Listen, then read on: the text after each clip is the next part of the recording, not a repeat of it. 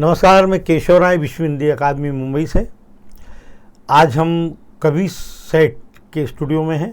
कवि सेठ सुप्रसिद्ध पार्श्व गायिका कविता सेठ जी के बड़े लड़के हैं और कविता सेठ जी का जन्म हिंदी दिवस 14 सितंबर को हुआ था। कवि सेठ जी ने अभी एक गाना रिकॉर्ड किया है, उसका वीडियो भी आया, युवाओं में और देश विदेश में बहुत ही लोकप्रिय है, हिंदी बोले। कवि जी बहुमुखी प्रतिभा के धनी हैं, जैसे कि कवि हैं, गीतकार हैं, संगीतकार हैं और गायक भी हैं। तो आज हम उसी वीडियो के बारे में, उसी गाने के बारे में बात कर रहे हैं जो आज हर युवा की जुबान में है। कॉलेज के जो बच्चे हैं वो भी खूब गा रहे हैं और इससे हिंदी के प्रचार प्रसार में और अपनी भाषा को लेकर बहुत ही उत्साह है इस गाने को लेकर। हमने भी यही सोचा, तो आज इनसे बात करते हैं। नमस्ते, क्या हाल चाल है सर? बधाई हो, आपका ये गाना हिंदी बोले बहुत ही लोकप्रिय हो रहा है और सब पसंद कर रहे हैं इसको जी। तो ये ख्याल कैसे आया आपको हिंदी बोलेगा जी? वैसे हुआ ये था कि मेरे एलुमनाई का बुक लॉन्च था जो आईआईटी से हैं जी। उनका स्टार्ट साउथ बॉम्बे में क्रॉसवर्ड करके दुकान है वहाँ पे, तो स्टार्टअप्स पे था, तो मैंने सोचा कि जाके सीख लेते हैं, कब तक सड़कों पे गाएंगे बजाएंगे। 2015 की बात है और मैं जब गया तो मैंने अपने बैचमेट्स सीनियर्स को देखा, कॉर्पोरेट जनता थी वहाँ पे जी। और जब Q&A सेशन शुरू हुआ किताब का तो मैं क्यू में लग गया। मुझसे पहले किसी ने हिंदी में सवाल कर लिया। अब हिंदी में क्या सवाल कर लिया, सब लोग पीछे मुड़ के देखे कौन है हिंदी में बात कर रहा है। साउथ बॉम्बे जो ठहरा, कॉर्पोरेट, किसी ने उम्मीद नहीं करी थी। मेरे भी वो सीनियर्स थे, बैचमेट्स थे वहाँ पे, तो मेरी हिचक बढ़ गई वहाँ पे। मुझे लगा कि ये तो बहुत अजीब हो रहा है, लेकिन तो मैंने इनको देखा है ऐसे व्यवहार ना करते हुए, मतलब इनको चड्डी बनियान में देखा है मैंने कैंपस में, और ये लोग अभी कैसे बिहेव कर रहे हैं। तो मुझे भी सवाल करना था, लेकिन मेरी हिचक बढ़ गई। मैं निकल गया वहाँ से, फिर ट्रेन में बैठा और इस कैफियत में था कि शर्म और गुस्सा दोनों महसूस कर रहा था कि मुझे सवाल करना चाहिए था। और क्योंकि मैं इस कैफियत से गुजर रहा था तो मैं उतरा ट्रेन से। मैंने सोचा कि सज़ा दूंगा खुद को, तो अंधेरी स्टेशन पर उतर के घर की ओर चला 5 किलोमीटर पैदल चलते चलते ये गाना बनाया। और कि न जाने कब से अंग्रेज़ी भूत सवार है, हिंदी बोले तो बोले के गवार है। और ये ऐसी अनुभूति पहली दफ़ा नहीं हुई थी, ये कई बार हो चुकी थी। बस उस वक्त मैंने लिखना शुरू कर दिया था तो उस वक्त हो गई। हाँ, वैसे आप लखनऊ से, तो आपकी हिंदी तो अच्छी होगी, उर्दू भी अच्छी। आज की युवा पीढ़ी को जो हिंदी से इतना प्यार है, तो ये शायद आज आपके जो दोस्त आ रहे हैं या आपको जो माहौल है, जैसे कि आपकी माताजी का जन्म भी हिंदी दिवस 14 सितंबर को हुआ, उनसे भी प्रेरणा मिली होगी आपको इस गीत के लिए? मुझे लगता है कि प्रेरणा आई है मेरे नाम से। यानी मैंने आईआईटी में घुसने के बाद म्यूज़िक शुरू किया, क्योंकि उससे पहले मुझे कोई शौक़ नहीं था, पसंद था सुनना बस। लेकिन आईआईटी में घुसने के बाद मैंने म्यूज़िक शुरू किया और मुझे था कि मेरा नाम कविश है तो मैं लिखूंगा ज़रूर। मुझे एक आत्मविश्वास था। नाम मुझे लगता है आपका सबसे अच्छा मित्र होता है, बेस्ट फ्रेंड होता है, ज़िंदगी भर साथ रहता है, उसकी संगत में रहते हैं, उसका असर आप पे ज़रूर पड़ता है। आईआईटी में हिंदी वाला माहौल था? आईआईटी में नहीं, बिल्कुल भी इतना ज़्यादा नहीं था। थोड़े बहुत छोटे 15-20 लोगों का समूह होता है जो सोचते हैं कि आग जला के रखते हैं, दीपक जला के रखते हैं, वो सब था।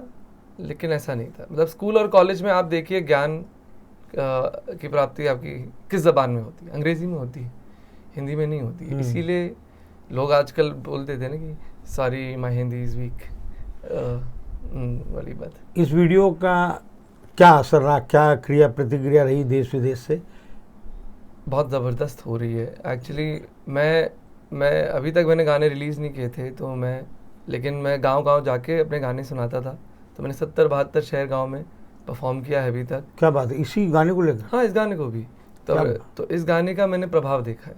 और अब क्योंकि वो पब्लिकली अवेलेबल है वीडियो के साथ, तो अब एक बड़े मंच पे है। तो अब मुझे गांव से प्रतिक्रियाएं आ रही हैं, जैसे कि हमारे साथ अब न्याय हुआ है ना। मतलब अब हमें लग रहा है कि अब मुझे इसका एक बड़ा रूप दिख रहा है। बड़ा रूप वो यूँ है कि जैसे आप मानते हैं कि हर कोई बंदा रचनात्मक होता है जी, तो बचपन से लेके मृत्यु तक ऐसी कौन सी चीज़ है जो रचता है? जी। उसकी समझ, यही समझ उसका ज्ञान होता है। अब क्या है कि हम स्कूल से लेके कॉलेज तक कौन से ज्ञान से परिचित रहते हैं? वेस्टर्न। और वो किस ज़बान में होता है? अंग्रेज़ी। स्कूल कॉलेज में जब हम पास होके ग्रेजुएट होते हैं तो हम एक पराये देश में प्रवेश करते हैं, भारत। ठीक है, हमें बिल्कुल नहीं पता है कि यहाँ पे कौन रह रहा है, क्या कर रहा है। तो एक मतलब अंग्रेज़ी फिर मतलब देसी फिरंग जनता एक तरीके से पैदा होती है, इंडिया जो भारत पे राज कर रही है। अब क्या है कि प्रगति की दिशा पश्चिमी क्यों हो? प्रगतिशील होना एक नकली क्यों हो? प्रगति तो भीतर से होती है। लेकिन अभी हम बिचौलिए बने बैठे हैं, मतलब बाहर की नौकरी करते हैं, यहाँ पे राज करते हैं, ऐसा ही चल रहा है। लेकिन भीतर से तब होगी जब हम इंडिया भारत से जुड़ेगा। और भारत जुड़ने का माध्यम सबसे पहला कौन सा होता है? भाषा। और भाषा पे ही अगर भेद होगा तो कैसे कोई प्रगति होगी? बहुत अच्छी बात, वाह। तो यही चीज़ हर कोई अनुभव कर रहा है।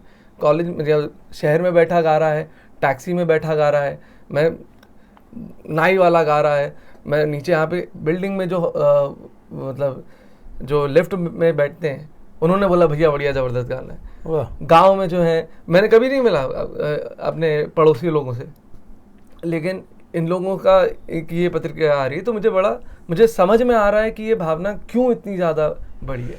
अच्छा, देश विदेश की जो प्रतिष्ठित फेस्टिवल्स होते हैं और IIT भी जो, तो वहाँ भी आपकी प्रस्तुतियाँ बहुत हुई हैं, वहाँ के कुछ अनुभव बताइए आप। कैसे अनुभव? ये जो आपका परफॉर्मेंस हुआ जहाँ आपने प्रस्तुतियाँ दी हैं। हाँ, नहीं तो मैं फेस्टिवल्स में जी तो मैंने शुरुआत ऐसे करी थी, क्योंकि वहाँ का भी जो सुनने वाले, देखने वाले, आने वाले जो आते हैं, युवा ज़्यादा होते हैं। हाँ, युवा भी होते हैं। तो उनकी जो प्रतिक्रियाएं हैं आपके गीत को लेकर, संगीत को लेकर, आपकी बातों को लेकर, इस गाने को लेकर। इस गाने को अगर लेके चलूँ तो मैं आपको बता देता हूँ, ये गाना अब गाना नहीं रहा, उनके लिए मुहावरा हो गया है। अच्छा। कि अब क्या है कि उन्होंने, कई लोगों ने आके मुझे बोला कि भैया अब कहीं भी ऐसा भेदभाव जैसा लग रहा होता है तो हम ये गाना सुना देते हैं। क्या बात, हम माहौल ठीक कर देते हैं। बहुत अच्छी। तो बहुत बड़ा एक संदेश है और प्रेरणादायी है। हाँ, और ये रहा है ये गाना, मतलब तो अभी मैं तभी इतना प्रयास भी कर रहा हूँ, मैं चाह रहा हूँ कि ये गाना पहुँचे भीतर भारत। और मैं क्योंकि इंडिपेंडेंटली ये रिलीज़ कर रहा हूँ, क्योंकि मैं इंडिपेंडेंट आर्टिस्ट ही हूँ और मैं चाहता हूँ कि मैं इसी सफ़र को तय करूँ। तो इसमें अच्छी बात है कि मैंने अभी तक ग्राउंड वर्क बहुत किया है, बहुत से अच्छे रिश्ते बने हैं, तो बहुत से लोग सहयोग करते हुए आए हैं यहाँ पे अभी तक। और बाकी मेरे गाने में जितना दम है उतना वो आगे जाएगा, तो उसके माध्यम से वो जा रहा है। चलिए, हम विश्व हिंदी अकादमी एक कार्यक्रम करती है हर साल, हिंदी दिवस 14 सितंबर को इस्कॉन में करती है, और विश्व हिंदी दिवस 10 जनवरी को भी बॉम्बे में ही करती है, 3 दिवसीय। उसमें हम आपको अभी से आमंत्रित करते हैं कि आप उसमें आएँ। और अब आपका ये जो जुबान, ये वीडियो, जुबान की वीडियो, ये क्या है, इसके बारे में थोड़ा बताएं। हाँ, तो हुआ ये था कि मैं जब कॉलेज में था तो अब मेरा रुझान अभी शुरू हुआ था म्यूज़िक की तरफ। मुझे लगा था कि अब मुझे म्यूज़िक करना है, लेकिन मेरे लिए म्यूज़िक अभिव्यक्ति है। मतलब यहाँ पे हालांकि मेरी माँ बहुत अच्छी कलाकार हैं, मेरे डैड इंजीनियर थे, लेकिन हमारे यहाँ ये नहीं था कि तुमको म्यूज़िक करना है। बोला था कि जो तुम्हें करना है करो, लेकिन अपने दम पे करो और ख़ुद करो, क्योंकि दोनों ही सेल्फ मेड लोग हैं। अब ये IIT में घुसने के बाद मुझे म्यूज़िक का क्यों पड़ा चस्का, वो इसलिए क्योंकि मुझे पहली बार जेई के वक्त तक मैंने खुद पे बहुत शोषण किया। IIT जेई की पढ़ाई में 2 साल खुद को बैठाया, पढ़ाई करी, मतलब फोर्सफुली। लेकिन जब मेरा दोस्त जेई के बाद, जब मैं दोस्त गिटार सीखने जा रहा था, उसके साथ जब मैं हो लिया, तो मुझे एक चीज़ का अनुभव हुआ जो मुझे अभी तक नहीं हुआ था। वो थी अभिव्यक्ति की, कि मैं जो महसूस कर रहा हूँ उसकी कोई जगह नहीं थी भारत में। अभी भी देख लीजिए, अभिव्यक्ति की आज़ादी ज़रूर है पर जगह नहीं है। तो जब मैंने किया तो मुझे मेरा स्पर्श हुआ और मुझे लगा कि भाई ये तो सबसे बड़ी उपलब्धि है, मुझे IIT से बड़ी चीज़ मिल गई है। मतलब भीतर से आप जागृत हुए। हाँ, जागृत बोल सकते हैं। मैं तो लोगों को जोड़ा, पहली बार स्पर्श हुआ। मैं तो जागृत तो बड़ा शब्द हो गया। तो उस जागृति का सफ़र शुरू हुआ। और अब मुझे था कि मुझे अब अपनी अभिव्यक्ति ही प्रस्तुत करनी है, इसीलिए मुझे इंडिपेंडेंट म्यूजिक करना था, मुझे बॉलीवुड वगैरह नहीं करना था। तो कहीं ना कहीं वो कला अंदर दबी हुई थी, ऐसा लग रहा था क्या? मुझे लगता है कला हम सब में होती है। क्या होता है कि अगर बात आ गई कि आपने म्यूज़िक कैसे सीखा, मैंने कोई फॉर्मल ट्रेनिंग नहीं करी, लेकिन शिक्षा दार्शनिक होती है। तो माते के रहने से, उस माहौल से ज़रूर वो मेरे अंदर उतरी, पर उसके आगे का सफ़र जो था कि मुझे क्योंकि मैं निखारा आपने उसको? मैं बोलूँगा कि मुझे था कि मुझे ये कमाना है, मुझे कुछ थमा हुआ नहीं चाहिए अपने हाथ में, वरना मैं अपनी आंखों में मतलब अपनी नज़रों में नहीं खड़ा हो पाऊँगा। तो उसके लिए भी एक सफ़र था जो मैंने बम्बई से दूर तय किया, जो ज़ुबान से शुरू हुआ। जो मुझे था कि भीतर भारत जाना है और मैं अपने गाने सुनाऊंगा, मतलब गांव-गांव जाके, शहर-शहर तो जाके। ज़ुबान की वीडियो कौन-कौन से हैं? ज़ुबान में अब क्या है कि बहुत क्षेत्रीय कलाकार मिले। जैसे मैं वही बता रहा हूँ कि मैं जब गोरखपुर या देवरिया की ओर था, तो मैं एक गाँव में ऐसे गा बजा रहा था, तो कुछ लोग आए, उन्होंने बोला भैया यहाँ पे एक और कलाकार उनसे मिलेंगे। तो उनका नाम भोला राम था, उनसे मिला, 60 साल के थे। तो उन्होंने कुछ अपनी रचनाएँ सुनाई, मतलब कुछ गाने सुनाए। मतलब किसकी हैं? बोले मेरी खुद की हैं। तो मुझे नज़र आया कि समझ में आया कि कला तो देश के कोने कोने में है, मगर कलाकार अपने कोने तक सीमित है। तो अगर हर कलाकार, मतलब एक इंडिपेंडेंट आर्टिस्ट, एक मोहल्ला लोकल आर्टिस्ट है, मैं आपके मोहल्ले आऊँ, आप मेरे मोहल्ले आए, तो हम मोहल्ला बड़ा कर सकते हैं। तो ये मोहल्ला बड़ा करने की मुहिम एक तरीके से ज़ुबान थी। तो ऐसा तो कोई काम कर ही नहीं रहा है कोई भी कलाकार, ना सुना है कि आप शहर शहर जा रहे हैं। और जिसकी जो क्षमता है वो करे ना, मैं थोड़ी ना बोला हर किसी को पहली करना। बार अगर मेरी है तो मैं करूँगा। मतलब मुझे था कि मुझे ये करना है और मुझे आ गया कि मैं कर सकता हूँ, तो मैं करूँगा। और ये मुझ में इसलिए और ज़्यादा थी क्योंकि मैं 1.5 साल आम आदमी पार्टी के लिए ग्राउंड वर्क किया था मैंने। अच्छा, तो मुझे ग्राउंड मूवमेंट्स और को चलाने में की मतलब आदत आ गई, मतलब समझ में आ गई थी कैसे चलते हैं। और मुझे समझ में आ गया था कि वो क्रांतिकारी ज़िंदगी जी ली थी 1.5 साल 2013 से 14 में। फिर समझ में आ गया था कि भाई मैं ज़िंदगी में कुछ भी कर सकता हूँ, दिल धड़कता हुआ चाहिए और दिमाग चलता हुआ, बस बाकी सब हो जाए। तो इसीलिए मैंने इतनी हिम्मत जुटाई कि मुझे लगा था कि भाई अब मैं कर सकता हूँ, गाँव जाके भी कर सकता हूँ, मुझे ये सब भी करना है तो भी कर सकता हूँ। तो ज़ुबान की जो वीडियो आए वो किस तो ज़ुबान में अभी जैसे बॉम्बे की एक है, जैसे बॉम्बे के सबसे पहले निवासी कौन थे? कोली समुदाय। तो कोली सिंगर सॉन्ग राइटर हैं एक, चिंतामणि का। क्या बात है यार, क्या उनके साथ एक गाना बना और वो इतना चल गया कि अब वो प्रोफेशनली म्यूजिशियन है। क्या बात है, वाह। वो सेलिब्रिटी अपीयरेंस 15,000 लेते हैं। मज़ेदार, बहुत मज़ेदार व्यक्ति हैं। बनारस के हैं 2 कलाकार जिनके साथ तो ऐसे कई जगह, उड़ीसा में है, वर्धा, गढ़चिरौली हुआ, उत्तराखंड हुआ, मध्य प्रदेश, राजस्थान हुआ। तो ऐसे हमने कलकत्ता, बंगाल हुआ। संस्कृत में भी ये गाना है जो बना है। तो ये रिकॉर्ड करते हैं इनका गाना? हम क्या करते हैं, हम नई रचनाएं करते हैं, तो नई रचनाएं बन जाती हैं जैसे बैठ के ना। तो होता क्या है कि जैसे मैं चला गया उधर, मैंने कुछ गाया, तो ऐसे ही लोग मुझे बोलते हैं कि एक और कलाकार है तो उनसे मिलिए। तो हम मिलते हैं, अगर बैठ जाती तो हम बैठ के थोड़ा और संगीत करते हैं, कुछ वो अपना सुनाते हैं, कुछ हम अपना सुनाते हैं। फिर बैठ के कुछ नई रचना बन जाती है, या उनकी रचना में कुछ और निखार आ जाता है, मेरी रचना में कुछ और निखार। फिर उसको बैठ के अपन प्रोड्यूस करते हैं कि अब इसका हम प्रोड्यूस करेंगे। और उस प्रोडक्शन में भी 3 चीज़ें जो हम दिखाना चाहते हैं। एक, उधर का म्यूजिकल सीन, गाने की कहानी, लोक संगीत या लोकगीत वहाँ का लोकल। हाँ, मतलब जैसे बड़ी अच्छी बात आपने छेड़ दी ये जॉनरा को लेके कि जैसे मैं क्योंकि भीतर भारत जाता था तो लोग मुझे बोलते थे कभी कुछ फोक करता है। तो मुझे सबसे आपत्ति होने लगी वो यूँ कि भाई आप गिटार उठाएं तो आप बोलेंगे लूज जैज बजा रहे हैं, हम हारमोनियम बजाएं तो हम फोक हो गए। क्या बात। आप शहर में गाँव बजा रहे हैं तो आप इंडी हैं, हम गाँव में गाँव बजाएं तो हम फोक हो गए। बहुत बढ़िया। तो क्या सारे जॉनरा का जन्म अमेरिका में हुआ था? भारत में कोई जॉनरा नहीं है। क्या बात है यार, वाह, क्या बात। तो बलिया के पत्रकार थे, उन्होंने एक बहुत सुंदर बात कही थी मुझे, एक तरह से परिभाषा, क्योंकि जॉनरा वेग लगता है ना, उन्होंने बिल्कुल परिभाषा समान दे दी मुझे इसकी। वो बता कि गीत तो वो होता है जो कलाकार गाता है, जब लोग साथ आ जाते संगीत हो जाता है। यही संगीत एक जॉनरा है कि लोग कैसे साथ आ रहे हैं। गरबा अलग तरीके से देखा जाता है ना, गज़ल अलग तरीके से करी जाती है, कव्वाली की जगह अलग है, बाउल की अलग है। तो भारत में कितने जॉनरा हैं, हम कैसे कह सकते हैं कि सब फोक है? हम कैसे ये तो बिल्कुल, ये तो वही बात हो गई कि बम्बई में रहने वाले हर किसी व्यक्ति का नाम बम्बईया है ना, उसकी आप तो पहचान पे प्रहार है। तो मुझे लगता है कि हमें भी इससे थोड़ा बचना चाहिए, क्योंकि सारे शहरी जो यहाँ पे लोग जर्नलिस्ट हैं या म्यूजिकल जर्नलिस्ट हैं, वो हम सबको फोक कह देते हैं। और मुझे लगता है आप गलत कर रहे हैं। अब तो सुधर जाते हैं, अब तो सुधर जाते हैं ना अपन। तो ये जुबान से जो पूरे भारतवर्ष के कस्बे, गांव, शहर के जो कलाकार आपसे जुड़े, ये कैसे मालूम पड़ता है उनको या आपको कि वो प्रतिभा वहाँ पर है? जैसे मैंने कहा, बिल्कुल ऑर्गेनिकली होता है। और मुझे लगता है म्यूज़िक तो बहुत ही, एक म्यूजिशियन अक्सर प्रचलित रहता है अपने मोहल्ले में, कि सबको पता होता है हाँ वो गाता है, हाँ वो कुछ करता है। तो ऐसे ही मैंने जैसे बताया आपको, मैंने एक गाँव के हैंडपम्प के किनारे गा रहा था, तो मुझे वहाँ वालों ने बोला भैया यहाँ पे भी एक और खाते हैं, तो आ जाइए। क्या यार, गजब यार। ऐसे ही मिले हैं व्यक्ति।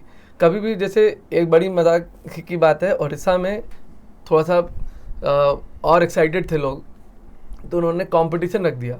मैंने ऐसा बिल्कुल नहीं बोला था, उन्होंने था कि मिल जाएंगे आप, तो कंपटीशन रख दिया, लोग आके गा के सुना रहे हैं, कोई गाना सुना रहे हैं। भैया ऐसे नहीं होता है, कोलैबोरेशन एक रिश्ता होता है, वो ये थोड़ी ना होता है कि परीक्षा लेना हो गया किसी का। और बताइए वहाँ पे जो जज था उसके साथ हुआ गाना वाना, मतलब वो सरपंच थे उस जगह के। तो बड़े बहुत ही मिल जाते हैं आपको लोग, और ऐसे मुझे लगता है जैसे रिश्ते बनते हैं वैसे ही बनते हैं। और नूरी वीडियो के बारे में, ये क्या है? नूरी एक नया वाद्य है जो भी बन रहा है लगभग 6 साल से। तो ये आपने ही क्रिएट किया इसको? जी जी। मतलब इसकी ये कहानी है कि मैं ऐसी गोरखपुर की ओर जब था तो ट्रेन में गा बजा रहा था गिटार पे, तो एक चाचा है, उन्होंने लगे क्या है बाहर का इंस्ट्रूमेंट बजा रहे हो, इंडियन बजाया करो। वो कह के चले गए। यह तो बड़ा अजीब सा लगा कि तमाचा मार के कोई चला जाए जैसे। वो बात में लेकिन दम था, तो मुझे मैं इस पर सोचने लगा कि बात सही है कि मैं सुनाऊंगा, कोई फॉरेनर देखेगा बोले ये सब तो ठीक है, कुछ इंडियन सुनाओ, सितार सरोद जैसा कुछ हो। लेकिन मुझे कहता है बड़ी मुश्किल से तो IIT ख़त्म हो रही है, अब मैं गुरु किसी को बनाऊं, और गुरु मेरे छवि बड़ी ख़राब थी मेरे जहन में गुरु को लेकर। मुझे लगता है देखिए साहब गुरु घंटाल होते हैं, कोई सिखाता नहीं है, बहुत समय लेंगे। गुरु को बना लिया तो गुरु को स्कूटर लेके घुमाना पड़ेगा, उनकी बेटी की शादी फूल लगाने पड़ेंगे, ये सब हमसे नहीं होगा अब। तो तब मेरा ऐसा था, लेकिन मुझे लगा कि अब मुझे अपना इंस्ट्रूमेंट खुद बनाना पड़ेगा, ये सब नहीं हो पाएगा सितार सरोद। तो मुझे लगा कि ऐसा इंस्ट्रूमेंट जिसकी भारतीय नींव हो और इसमें कॉर्ड बज सकें, ये ट्रिगर इवेंट था। उसके बाद जब मैं बनारस पहुंचा तो इतने सुंदर लोग मिले मुझे, इतने सुंदर कलाकार मिले कि उन्होंने बैठ के मुझे ऐसे ही सिखाया। और मतलब संगत से ही सीखते हैं आप, तो ना संगत से ही संगीत होता है। तो उन्होंने बैठ के ही मुझे वो बजाते थे, बोलते थे कि तुम बजाओ साथ में। तो करते करते मुझे शास्त्रीय संगीत से परिचय हुआ। फिर मुझे समझ में आया कि क्या होता है, कि क्यों सरोद और सितार के सामने गिटार एकदम फीका हो जाता है, वेस्टर्न इंडियन क्यों फीके हो जाते हैं, और क्यों बैंड में सितार सरोद फीके हो जाते हैं, क्योंकि वो शेयर आवाज़ ज़्यादा होती है तो सितार की पूरी सुंदरता को मास्क कर देते हैं। और कैसे जब मैं इजराइल गया था एक गिग के लिए, तो वहाँ तुर्की कलाकार मिले, तो तुर्की कलाकार से मुझे उनका म्यूज़िक समझ में आया। तो मुझे, क्योंकि मैं कोलैबोरेट करता था, तो मुझे चाहता था कि एक ऐसा इंस्ट्रूमेंट है जिसमें हर संगीत बज सके। क्या? क्योंकि गिटार में आप नहीं बजा सकते हिंदुस्तानी, सरोद में आप कॉर्ड्स नहीं बजा सकते। ऐसे ही करके अलग अलग वो उनके स्कूल ऑफ म्यूज़िक के लिए बने। तो नूरी वो चीज़ करती है कि आप हर प्रकार का म्यूज़िक उसमें बजा सकते। सर, आज की जो युवा पीढ़ी है ये बहुत ही सफल भी है और बहुत पढ़ी लिखी है। जैसे आप भी IIT से हैं, लेकिन आपने संगीत को चुना और लेखन को चुना। तो ये जो आज का पढ़ा लिखा जो युवा वर्ग है सफल भी है, और नई सोच और नई विचार के साथ आता है। तो नई भाषा, नया संगीत आने, तो क्या ये अलग क्या होता है इनमें? आप क्या सोचते हैं कि दर्शक नए हैं तो आप उनको नयापन देते हैं, तो मतलब कुछ अलग होता है, चाहे वो लंबे समय के लिए ना हो। जब लोग तुलना करते हैं कि यार वो पुराने गाने आज भी बज रहे हैं, क्योंकि हम वर्षों सुनते आते हैं उनको, इसलिए याद है वो हमको। और नए गाने, आज का नया संगीत ज़्यादा टिकता नहीं, आता और चला जाता है। गाने आज आते और चले जाते हैं। आपकी क्या राय है इस बारे? ये गाने इसकी 2-3 वजह हो सकती हैं। एक तो मुझे लगता है कि जो पहले गाने बनते थे वो बहुत मधुर होते थे, क्योंकि वो राग आधारित होते थे। और क्या बात है, अच्छी बात है। मतलब उनकी राग तो बहुत स्वभाव है हमारा, मतलब जो मधुर है वो राग है, जो नहीं है वो रोग है एक तरीके से। तो क्या बात है, क्या बात है, क्या तो बात। राग को ऐसे समझ सकते हैं। और अभी क्या है कि बहुत अभी जो एक जॉनरा आ गया है वो हेडफोन म्यूजिक का है। आप हेडफोन के लिए ही म्यूजिक बनाते हैं, आप साथ में कितना गाना सुनते हैं। बहुत अच्छी बात है ना, आप साथ में गाना नहीं सुन रहे। क्या बात है यार। वो मानसिकता भी हेडफोन वाली है कि आप अपनी बात अपनों को नहीं कहेंगे, आप जनता को कहना चाहेंगे, बड़ी पब्लिक को कहना, तो बीच में वो आता ही नहीं है। तो मुझे लगता है कि अब ये जैसे हम लाइव म्यूज़िक की ओर और बढ़ रहे हैं अब, क्योंकि अब हर किसी के पास कंप्यूटर है, हर किसी के पास स्टूडियो, हर कोई प्रोड्यूस कर रहा है। तो अब लगता है कि आप में प्रतिभा कितनी है, आप कितना अच्छा संगीत कर सकते हैं यूं ही, ये नहीं कि वहाँ मेलोडाइन लगा के आप पिच ट्यून कर रहे हैं, सब कुछ आर्टिफिशियली कर रहे हैं। तो जितना अच्छा आपकी साधना होगी और जितनी आप में जितनी सच्चाई होगी आपकी अभिव्यक्ति में, रचना में, उतना अच्छा संगीत रहेगा। अभी हाँ, माहौल ही ऐसा है कि हड़बड़ी और जल्दी में सब कुछ चाहिए, लेकिन वो छट भी जाते हैं लोग बहुत जल्दी। तो लेकिन मुझे अब दिख रहा है, क्योंकि मैं अब जा रहा हूँ ना, तो मुझे दिख रहा है कि गजब का संगीत है भैया भारत में। तो मैं बता रहा हूँ कि हमें जो दिखता है वो शायद कुछ भी नहीं है, लेकिन जो है ना अंदर, आप कैसे कह सकते हैं कि भारत में संगीत नहीं? पागल हैं लोग यहाँ पे, मतलब गजब की चीज़ है। मतलब भारत में तो पागलपन है, मतलब इतनी प्रतिभा है, इतने शानदार लोग हैं, इतना गजब का संगीत हो रहा है, बस वो हम तक पहुंच नहीं पाता, ये शिकायत है। अच्छा। और अब क्या है कि वो सोशल मीडिया के माध्यम से अब थोड़ा सा और निकल के आ रहे हैं, और जैसे जैसे थोड़ा हल्ला बढ़ रहा है, तो वैसे वैसे हम तक वो गाने भी छट के आएंगे। अच्छा, आप गीतकार भी हैं और कवि भी हैं, तो आप गीतकार में किसको मानते हैं और कवि में आप किसको मानते हैं? गीतकार मतलब जो लिखते हैं जी। गीतकार, वैसे तो अब मुझे तो लगता है सबसे बड़े कवि और गीतकार कबीर ही थे। क्या बात है। तो मतलब उनकी टक्कर का तो शायद ही कोई था। फिर गालिब थे।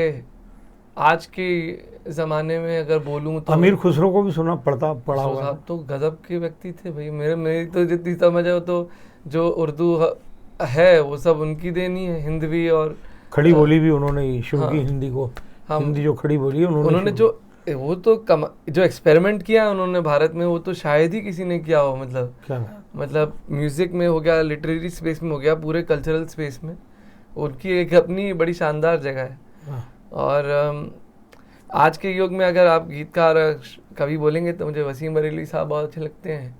और भी मुझे युवा गीतकारों में, युवा कवियों में ये तो पकड़ा गया मैं अब, क्योंकि मैं ज़्यादा पढ़ता नहीं हूँ। कोई बात नहीं। तो अच्छा, जब आप जाते ज़्यादा हैं लिखता हूँ। गांव में, हाँ। तो गीत संगीत के प्रोग्राम होते हैं, जी। तो वहाँ कुछ कविता भी सुनाते हैं आप? हाँ, गोष्ठियाँ या कवि सम्मेलनों में जाते हैं?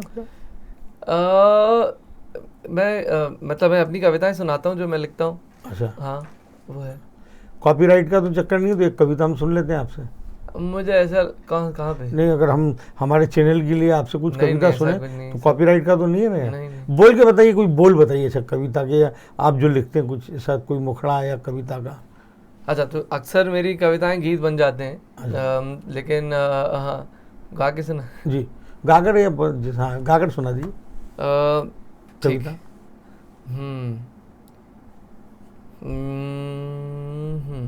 ठीक है, माहौल बदल जाएगा।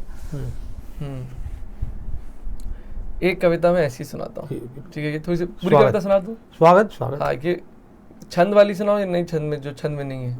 दोनों सुना सकते हो। ठीक है, एक जो बिना छंद मुक्त तो हाँ, छंद मुक्त है छंद। तो मैं छंद मुक्त वाली एक सुनाता हूँ, फिर आपको एक छंद वाली सुनाता हूँ। क्या बात, ठीक है? अगर मोबाइल पे देख के सुना दूँ तो चलेगा? चले। हाँ, क्योंकि मैं अभी इतना लिख लेकिन चुका हूँ। बहुत समर्पण भाव से कर रहे हैं सर आप काम, तो बहुत कम लोग करते हैं। दूसरी बात, सब संस्कार ये तो आप है। निकालिए, हाँ। आज जो आप गांव घूम रहे हैं, एक कलाकार हैं, बड़े कलाकार हैं, निश्चित रूप से जो पहला कलाकार जो होता है, जैसे NHD के भी कई कलाकारों को या कवियों को, या कुमार विश्वास, पहले सब, आज की तारीख में 5 star 7 star BMW Mercedes Audi लाखों रुपए मांगते।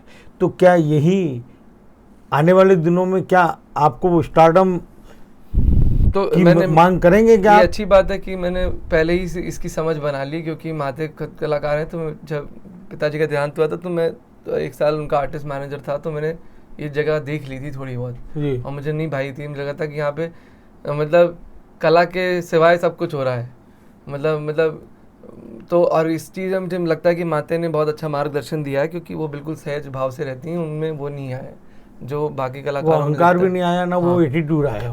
तो आई थिंक वो चीज़ है। और मुझे लगता है कि ये चीज़ तो मैं, एक सच्ची तो है जो मुझे ज़ुबान देता है, वरना मुझे बोलना कहाँ आता है। तो मैं जब तक अपने साथ सच्चा रहूँगा तब तक मैं रच पाऊँगा, वरना उसके बाद तो मैं अपने आप को गुमराह कर दूँगा। तो अगर मुझे करती रहनी अभिव्यक्ति, तो मुझे सच्चा रहना है अपने लिए, वरना तो मेरा ख़त्म करियर सब कुछ। क्या बात है यार, क्या विचार है जी। मैं स्वागत। तो ये एक प्रेम कविता है, स्वागत। ठीक है। तो ऐसी है कि भतेरे रिश्तों से गुजरने के बाद मुझे आज जाकर मेरी सच्ची महबूबा मिली है। वाह, वो मेरे साथ कब से थी ये बात भी मुझे आज जाकर पता चली है।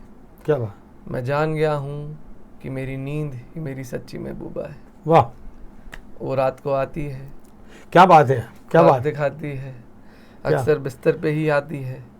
उससे नहीं मिले तो पूरा दिन खराब कर जाती है। वाह वाह, मशहूर मोहब्बतों की तरह हमारी मोहब्बत भी बदनाम है। क्या बात है। लोग कहते हैं जो जागेगा सो पाएगा, जो सोएगा सो खोएगा। उन्हें कौन बताएं, इनसे नखरे करें तो जाने मन जान भी ले जाती हैं। मेरी नींद चोरी छुपे आती है, दबे पाँव आती है। मैं कहीं बोर हो रहा हूँ अगर तुम मुझसे मिलकर चली जाती है। क्या बात है यार, क्या कभी कभार तो शर्मो हया छोड़ दिन दहाड़े आ जाती है। वाह सबके सामने पकड़े जाने पर वाह वाह, मेरी नाक खूब कटवाती है। क्या बात है, क्या। मेरी नींद मुझे पूरी तरह से चाहती है। मेरी नींद मुझे पूरी तरह से चाहती है। मुझे किसी और से इश्क हो जाए तो नींद भी नहीं आती है। वाह, क्या बात। हमारा रिश्ता मेरे जितने पुराना है, मेरा जितना पुराना है, तो सही मायने में तो नींद ही मेरी जीवन साथी है।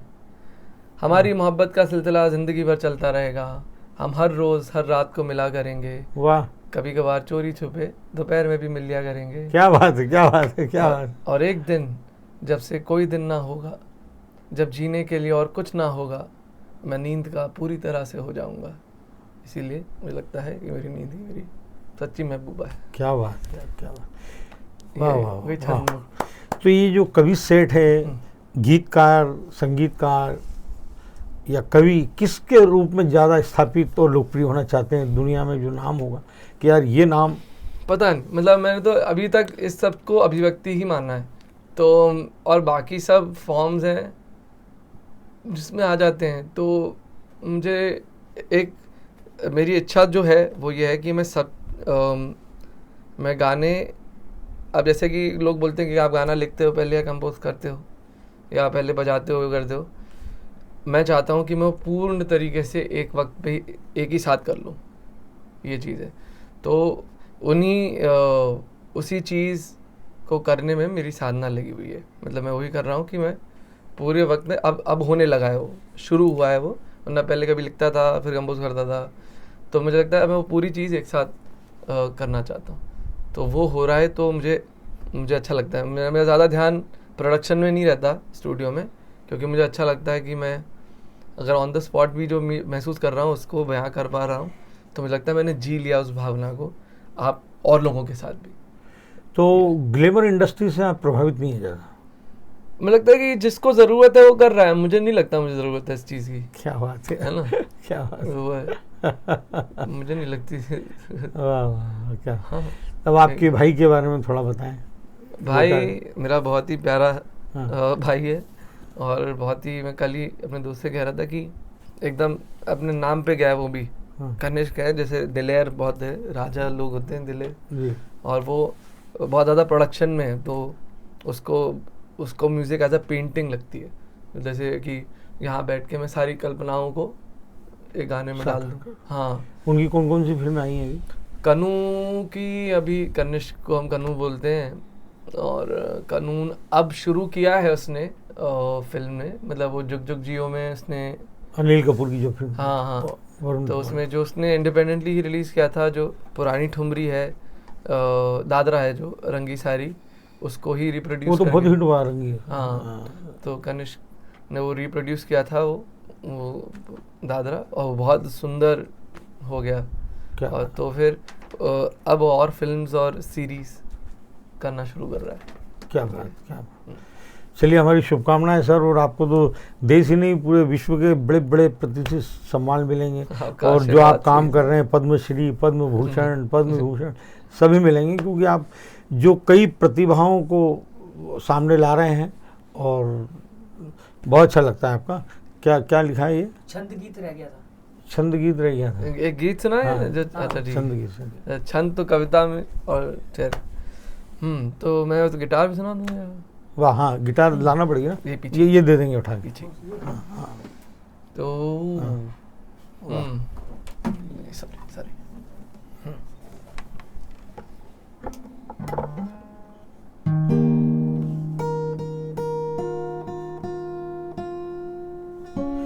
बात है यार, आपसे मिलकर आनंद आ गया। हम सच्चे कलाकार हैं। सरस्वती की कृपा है। हाँ, कितने सरल, वाह।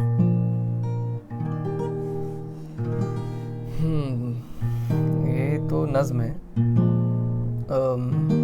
ये सुनाओ वो नज्म। हाँ जी, सुनाइए। किसी फिल्म में तो नहीं आई ना ये? नहीं नहीं, हाँ, मेरी है सब। हाँ, तो ये मैंने बनारस में लिखी थी। हाँ। मुझे नहीं लगता ब्रेकअप वगैरह कुछ होता है, मुझे लगता है रिश्ते खो जाते हैं।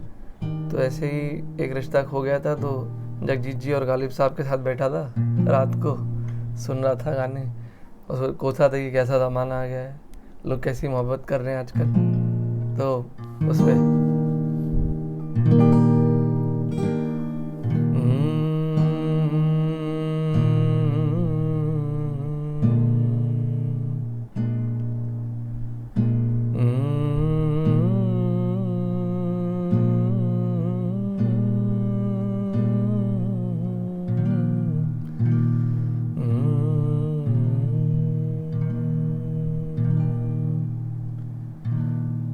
अरे वो ज़माना चला गया है, हाँ, वो मोहब्बत अब कहाँ है। क्या बात, क्या बात।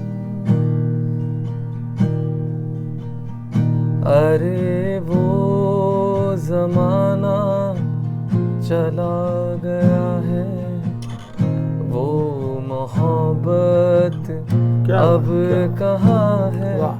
साथ सहूलियत में सब ढूंढे, सब रो इंतजार कहाँ है, वो ज़माना चला गया है, वो मोहब्बत अब कहाँ है।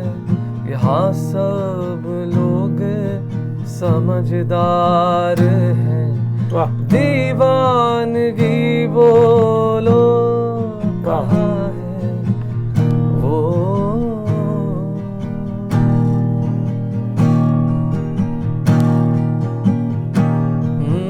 वो दिन कब के चले गए हैं, इंतजार करते थे कभी, वो दूरी कब की नहीं रही है, करीब लाती थी कभी।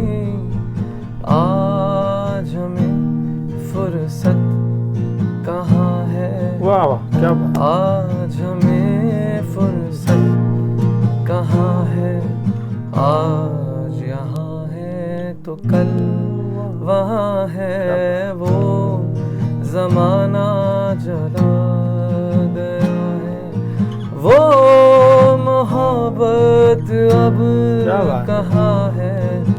या सब लोग समझदार हैं, दीवानगी बोलो कहाँ है, बहुत अच्छे, वाह, वाह। वो ज़माना।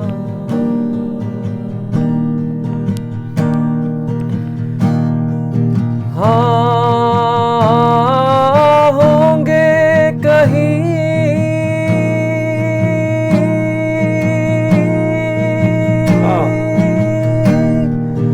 हाँ, होंगे कहीं लोग जिन्हें अभी भी यकीन है,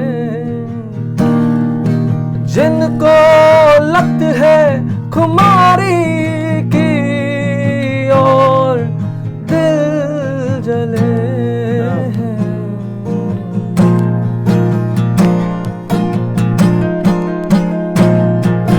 पूछते कि वो लोग कहाँ हैं, पूछते कि वो लोग कहाँ हैं, हम बता दें कि हम यहाँ हैं, वो क्या बात है। ज़माना वाह, वो मोहब्बत अब कहाँ है। वाह वाह, क्या बात, क्या बात, आनंद आ गया सर, वाह वाह, क्या बात है सर, क्या बात है। चलिए सर, बधाई हो, शुक्रिया, धन्यवाद, बहुत शुक्रिया सर। वाह, क्या बात है।